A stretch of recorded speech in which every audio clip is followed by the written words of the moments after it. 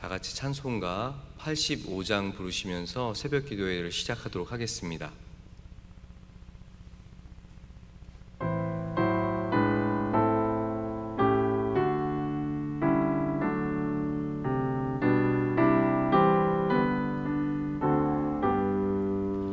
구주를 생각만 해도 이렇게 좋거든.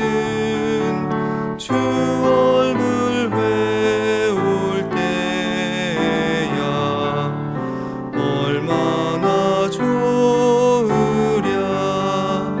만민의 구주 예수의 귀하신 이름은 천지에 있는 이름 중 비할 데 없도다. 참에게 하는 자에게 소망이 되시고 구하고 찾는 자에게 기쁨이 되신다. 예수의 넓은 사랑을 어찌다 말하랴. 주 사랑 받은 사람만 그 사랑 알도다. 사랑의 구주 예수여 내 기쁨 되시고 이제로부터 영원히 영광이 되소서. 아멘. 오늘 아침 우리에게 주시는 하나님의 말씀은 이사야서 51장 17절부터 52장 12절까지의 말씀입니다. 저는 51장 17절부터 23절까지만 보도록 하겠습니다. 이사야서 51장 17절부터 23절까지 저희들 보도록 하겠습니다. 제가 가진 성경은 구약 1032쪽에 있습니다. 이사야서 51장 17절부터 23절까지의 말씀 각자의 처소에서 함께 읽어보도록 하겠습니다. 시작. 여호와의 손에서 그의 분노의 잔을 마신 예루살렘이여 깰지어다 깰지어다 일어설지어다. 내가 이미 비틀걸음치게 하는 큰 잔을 마셔 다 비웠도다. 내가 낳은 모든 아들 중에 너를 인도할 자가 없고 내가 양육한 모든 아들 중에 그 손으로 너를 이끌 자가 없도다. 이 두 가지 일이 내게 닥쳤으니 누가 너를 위하여 슬퍼하랴. 곧 황폐와 멸망이요 기근과 칼이라. 누가 너를 위로하랴. 내 아들들이 곤비하여 그물에 걸린 영양같이 온 거리 모퉁이에 누웠으니 그들에게 여호와의 분노와 내 하나님의 견책이 가득하도다. 그러므로 너 곤고하며 포도주가 아니라도 취한 자여 이 말을 들으라. 내 주 여호와 그의 백성의 억울함을 풀어주시는 내 하나님이 이같이 말씀하시되 보라, 내가 비틀걸음치게 하는 잔 곧 나의 분노의 큰 잔을 내 손에서 거두어서 내가 다시는 마시지 못하게 하고 그 잔을 너를 괴롭게 하던 자들의 손에 두리라. 그들은 일찍이 내게 이르기를 엎드리라 우리가 넘어가리라 하던 자들이라. 너를 넘어가려는 그들에게 내가 내 허리를 땅과 같게 길거리와 같게 하였느니라 하시니라. 아멘. 오늘 본문에서는 예루살렘이 여호와께서 준비한 분노의 잔을 마시고 정신을 잃은 것처럼 묘사를 하고 있습니다. 지금 하나님의 백성 이스라엘을 예루살렘으로 표현을 하면서 이스라엘을 향한 징계가 종료되었으니까 이제 일어나라. 예언자는 그렇게 권면하고 있는 것입니다. 망할 수밖에 없었던 비참한 신세로 인해 무력했다면 이제는 여호와께서 구원하시는 그 값진 소식을 들으라는 것입니다. 상황을 좀 돌아볼까요? 하나님께서 준비한 분노의 잔을 마신 예루살렘, 곧 이스라엘 백성은 사실 누구 하나 손 내밀어 줄 수 없는 아주 처량한 신세 가운데 있었습니다. 18절 말씀을 같이 한 번 더 읽어보도록 하겠습니다. 18절입니다. 시작. 내가 낳은 모든 아들 중에 너를 인도할 자가 없고 내가 양육한 모든 아들 중에 그 손으로 너를 이끌 자도 없도다. 이 말씀은 특별히 고대 근동 사회의 상황을 살펴보면 더 정확하게 알 수 있을 것 같습니다. 고대 근동 문헌에 따르면 자녀들의 의무는 여러 가지들이 있는데 그 중에 가장 중요한 것 한 가지가 바로 부모가 술에 만취하였을 때에 부모를 부축하여서 집으로 안전하게 이동하는 것이었습니다. 그런데 이스라엘 백성들은 그들이 낳은 자손들을 통해서 다시는 이런 도움을 받을 수 없다고 말씀했던 것이 지금 전까지의 상황이라는 것입니다. 만취해서 도저히 일어날 수 없는 상황, 아무도 부축해 줄 수 없는 상황 가운데 놓인 것이 예루살렘, 바로 이스라엘 백성이었다는 것입니다. 그 이유는 무엇입니까? 바로 이스라엘 백성들은 부모든 자녀든 모두 하나님의 진노의 잔을 마셔서 자기의 몸을 도저히 가눌 수가 없습니다. 나도 가눌 수가 없고 나의 자녀도 가눌 수가 없고 모든 이스라엘 백성이 이 몸을 가눌 수 없는 상태에 놓여 있다는 것입니다. 아주 절망적인 상황에 처한 것이죠.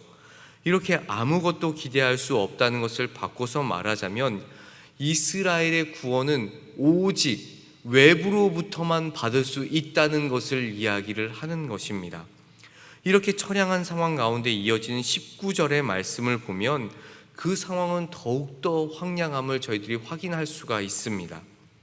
아무도 그들을 이끌 수 없는 상황에서 예루살렘에 닥친 두 가지 일이 무엇인가 하면 황폐와 멸망, 그리고 기근과 칼입니다. 19절 말씀을 같이 한번 읽어보겠습니다. 19절입니다. 시작. 이 두 가지 일이 내게 닥쳤으니 누가 너를 위하여 슬퍼하랴. 곧 황폐와 멸망이요 기근과 칼이라. 누가 너를 위로하랴. 외부로부터 구원이 필요한데 그 일을 감당할 위로자가 아무도 없다는 것입니다. 예루살렘은 파괴돼서 황폐해졌고 주민은 칼과 기근으로 모두 목숨을 잃었습니다. 위로의 말도 찾지 못할 정도로 이 재앙은 너무나 참혹하고 철저했습니다. 그들에게는 하나님만이 이제 유일한 희망이 됩니다. 하나님이 움직여 주셔야만 그들이 구원의 길로 인도함을 받을 수 있다는 것입니다. 그런데 우리가 잘 생각해 볼 것은 이스라엘뿐만 아니라 죄인된 인간의 힘과 능력으로는 아무도, 그 어느 누구도 구원에 이를 수 없다는 것입니다. 하나님의 진노 아래에 있던 모든 인생을 구원으로 이끄실 수 있는 분이 오직 여호와 하나님뿐이라는 것이죠. 하나님의 진노의 잔을 마시고 곤비한 이스라엘을 향한 그 소망과 위로의 말씀을 이제 21절부터 23절까지의 말씀을 통해서 저희들은 확인할 수 있습니다. 21절부터 23절까지의 말씀 한 번 더 같이 읽어보도록 하겠습니다. 시작. 그러므로 너 곤고하며 포도주가 아니라도 취한 자여 이 말을 들으라. 내 주 여호와 그의 백성의 억울함을 풀어주시는 내 하나님이 이같이 말씀하시되 보라, 내가 비틀거름치게 하는 잔, 곧 나의 분노의 큰 잔을 내 손에서 거두어서 내가 다시는 마시지 못하게 하고 그 잔을 너를 괴롭게 하던 자들의 손에 두리라. 그들은 일찍이 내게 이르기를 엎드리라, 우리가 넘어가리라 하던 자들이라. 너를 넘어가려는 그들에게 내가 내 허리를 땅과 같게 길거리와 같게 하였느니라 하시니라. 아멘. 지금까지는 계속 분노의 잔, 진노의 잔을 먹었던 예루살렘 이스라엘 백성들이 죽을 수밖에 없음을, 도저히 구원받을 수 없음을 이야기를 했지만 이야기가 반전이 됩니다. 새로운 이야기, 감사의 이야기가 시작이 됩니다. 이스라엘을 향한 진노의 심판을 거두고 그 대신 진노의 심판을 바벨론에게 내리겠다는 예언의 말씀을 지금 하고 있는 것입니다. 당신께서 거두신 그 진노의 잔을 이스라엘은 다시 마시지 못하도록 안전하게 보호하시겠다는 말씀을 하시는 것입니다. 22절에서는 억울함을 풀어주다라는 말을 하고 있는데 이 뜻은 변호해 주다라는 뜻입니다. 여호와께서 당신의 백성을 위해 대신 소송하고 변호하시겠다는 이야기를 지금 이사야서는 선포하는 것입니다. 이 예언은 이사야서 앞에서 살펴봤던 내용들처럼 페르시아의 고레스 왕을 통하여서 이스라엘을 회복시키고 바벨론을 멸망시킴으로 성취가 되었습니다. 여기서 우리가 주목할 것은 하나님의 진노의 잔이 이스라엘과 바벨론에게 동일하게 주어졌는데 그 최종 결과는 달랐다는 것입니다. 하나님은 당신의 백성 이스라엘이 타락하고 부패하였을 때에 그들의 손에 진노의 잔을 들려주셨습니다.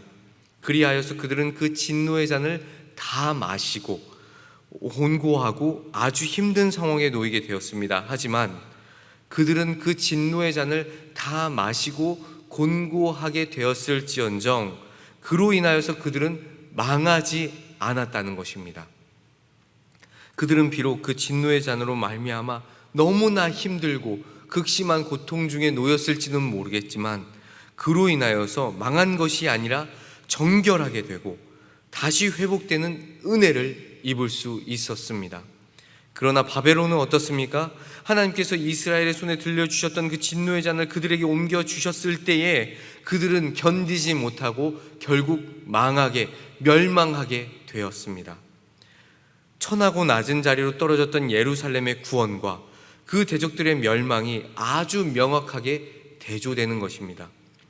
위로자요 변호자이신 여호와께서 종의 지위로 전락한 당신의 백성의 그 운명에 개입해 주셔서 그들을 구해 주시는 은혜의 하나님을 우리는 지금 말씀을 통해 확인하는 것입니다.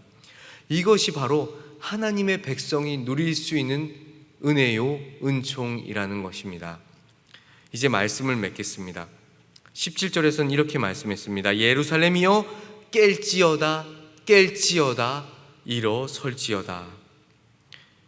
예언자가 이스라엘을 향하여서 깰지어다 라고 반복하여서 그들을 흔들어 깨우듯이 오늘 하나님은 말씀을 통해서 저와 성도님들을 흔들어 깨우고 있습니다. 사람이라면 누구나 하나님의 진노의 잔을 받을 수 있습니다. 하지만 악인과는 다르게 우리는 진노의 잔을 받을지언정 결코 망하지 않습니다. 하나님의 백성은 고통 중에 하나님이 무엇을 원하시는지 헤아림으로 우리를 승리자로 세우시며 회복하실 하나님에 대한 더 큰 확신과 그 소망의 삶, 감사의 삶을 살아가게 될 수 있다는 것입니다. 이것이 오늘의 말씀의 가장 중요한 이야기입니다. 우리의 연약함을 고백하고 하나님의 공의로움을 인정함으로 우리를 회복시키실 하나님과 인생을 살아가는 저와 화평의 성도님들이 되시기를 간절히 소망합니다. 기도하겠습니다. 하나님 아버지, 죄인된 저희는 당신 앞에서 정결하게 살겠다고 다짐하고 또 다짐하지만 여전히 부족하여 온전하지 못함을 고백합니다. 저희의 연약함으로 인해 때로는 고난의 잔이 주어질지라도 그것은 우리를 치료하시며 돌이키시는 하나님의 은혜인 줄 믿습니다.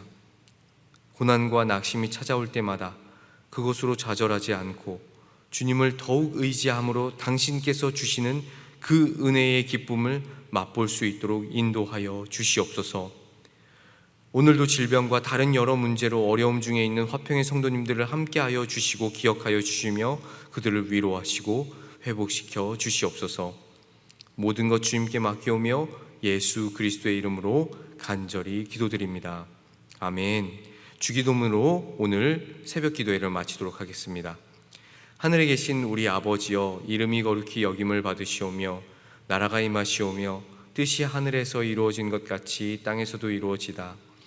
오늘 우리에게 일용할 양식을 주시옵고 우리가 우리에게 죄 지은 자를 사하여 준 것 같이 우리의 죄를 사하여 주시옵고 우리를 시험에 들게 하지 마시옵고 다만 악에서 구하시옵소서. 나라와 권세와 영광이 아버지께 영원히 있사옵나이다. 아멘.